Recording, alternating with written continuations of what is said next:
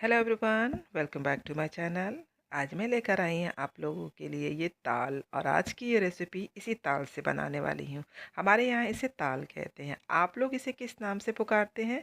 Comment कर कर ज़रूर बताइएगा।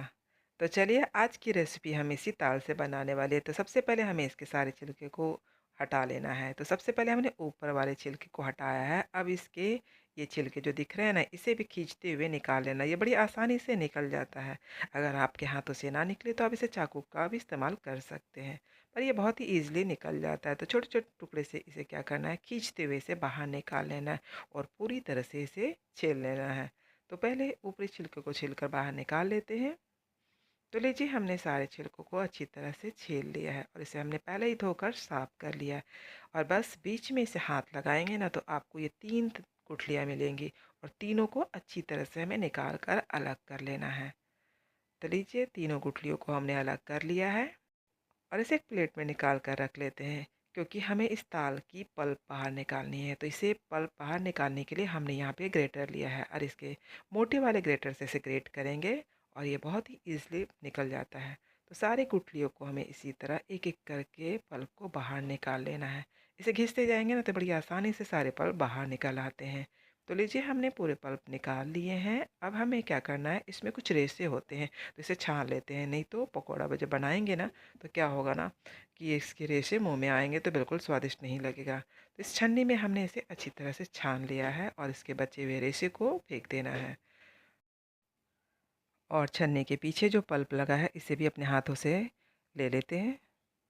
अब हमें क्या करना है, हमने इसे पैन में छाना था, इसे चूल्हे में बिठाते हैं, फ्लेम को करते हैं ऑन और इसे 1 से 2 मिनट के लिए लगातार चलाते हुए इसे हल्का आंच में इसे भून लेते हैं। इसे ज़्यादा बिल्कुल नहीं पकाना है, बल्कि हल्का इसे 1 से 2 मिनट ही इसे हल्का सा गर्म कर लेंगे ना, तो इससे क्या होगा, आप इसकी रेसिपी बनाएंगे तो इसका कड़वा फ्लेवर आपको नहीं आएगा।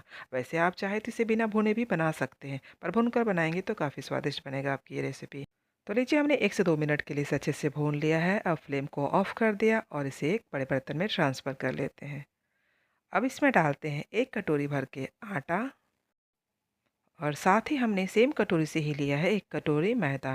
आप चाहे तो यहाँ पे पूरे आटा से भी बना सकते हैं या फिर पूरा मैदा भी ले सकते हैं। हमने यहाँ पे 1-1 कटोरी लिया है। साथ ही हमने लिया है 1 कटोरी सूजी और 1 कटोरी हमने लिया है नारियल। ताज़े नारियल को हमने ग्रेट कर लिया और एक पूरा नारियल हमने इसमें ले लिया है। साथ ही हमने यहाँ मिठास के लिया है चीनी। चीनी भी हमने 1 ही कटोरी लिया है। अगर आप मीठा ज़्यादा खाते हो तो आप चीनी की मात्रा बढ़ा सकते हैं। साथ ही हमने लिया है 1/4 टीस्पून यहाँ पे मीठा सोडा डाला है और थोड़ी-सी नमक भी डाली है। इन सबको अब क्या करना है, अच्छी तरह से मिक्स करना है। तो स्पैचुला की मदद से हमने इसे अच्छी तरह से मिक्स कर दिया, क्योंकि ये भी थोड़ा गर्म था, इसलिए हमने स्पैचुला से किया है। आटा जब अच्छी तरह से मिक्स हो जाए तो आप इसे अपने हाथों से अच्छी तरह से मिक्स करें। ये बहुत जल्दी ठंडा भी हो जाता है।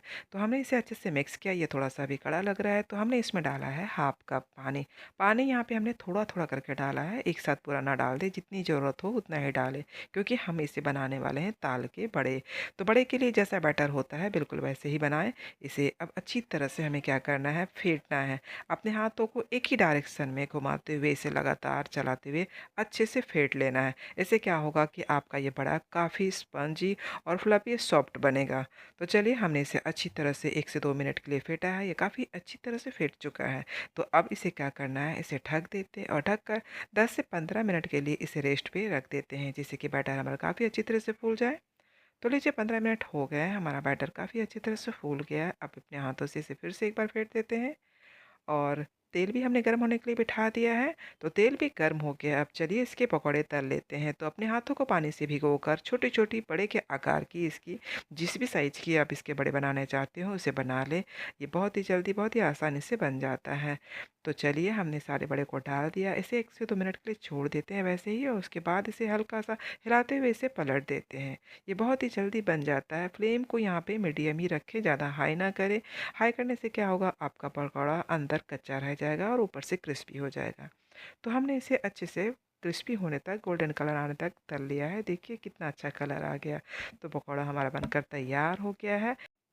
अब सारे बड़े को छन्नी में छानते हुए इसका सारा तेल छान लेते हैं और ये देखिए कितना अच्छा कलर आया और ये खाने में बहुत ही लाजवाब लगता है। तो चलिए हमारा ये बड़ा बनकर तैयार हो गया है। ये ताल का बड़ा है, बहुत ही स्वादिष्ट लगती है। आप इसे एक बार ज़रूर ट्राई कीजिएगा, ये बहुत ही स्वादिष्ट बनती है। बरसात में ये ताल बड़ी आसानी से मिल जाते हैं और ये खाने में इतनी स्वादिष्ट होते हैं कि पूछो मत। ये वैसे तो इसकी कई सारी रेसिपी बनती है, पर मेरी फ़ेवरेट है ये ताल के बड़े, जो बचपन से मैं इसे खाती आ रही हूँ और इसकी बहुत सारी यादें जुड़ी है। तो चलिए आज हमने बनाया अपनी फ़ेवरेट ताल के बड़े, और आप भी इसे बनाएँ और खाएँ। कमेंट कर ज़रूर बताएँ कि आपको हमारी ये रेसिपी कैसी लगी। अगर आपको हमारी रेसिपी पसंद आई होगी तो प्लीज़ इसे लाइक करना और इसे ज़्यादा से ज़्यादा शेयर करना, और अगर आपने हमारे चैनल को अभी तक सब्सक्राइब नहीं किया है तो प्लीज़ मेरे चैनल को सब्सक्राइब कर लेना। तो फिर से मिलते हैं एक नई रेसिपी के साथ, तब तक के लिए बाय बाय। Take care.